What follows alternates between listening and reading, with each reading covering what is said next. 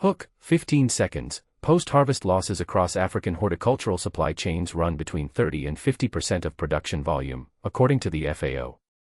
A single 65 million Kenyan shillings loan is now being deployed to cut directly into that number in East Africa's highest output growing corridors.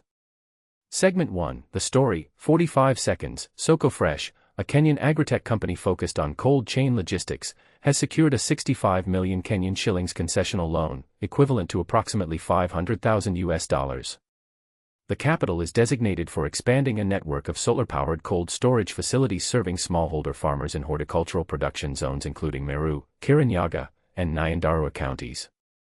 The company's model aggregates produce from high-output smallholders growing French beans, tomatoes, and avocados, then moves that produce through refrigerated infrastructure before it reaches buyers.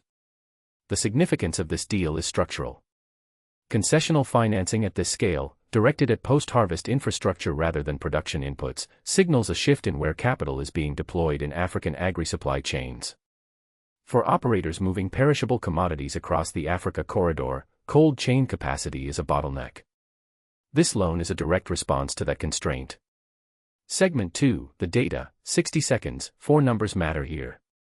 First, 65 million Kenyan shillings, approximately $500,000, is the loan value secured by SokoFresh for cold storage expansion. Source, the Kenyan Wall Street.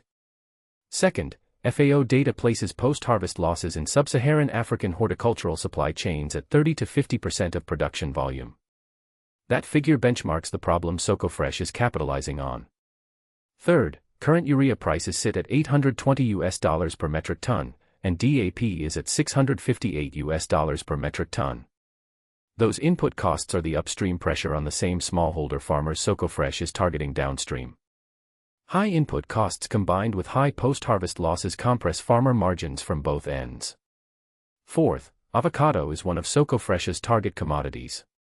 African avocado exports to European and North American markets have grown significantly over the past 5 years, making cold chain reliability a direct factor in export competitiveness, not a secondary concern.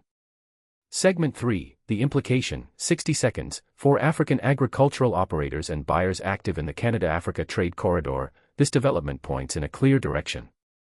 Cold chain infrastructure investment is accelerating in East African horticultural corridors. Operators sourcing fresh and semi-processed horticultural produce from African markets need to track where refrigerated aggregation capacity is expanding, because it directly affects which volumes are exportable and which are lost before they reach a loading point. The SokoFresh model also affects pricing dynamics. When post-harvest losses fall, effective supply increases. More volume reaches export-grade quality. That puts downward pressure on scarcity P.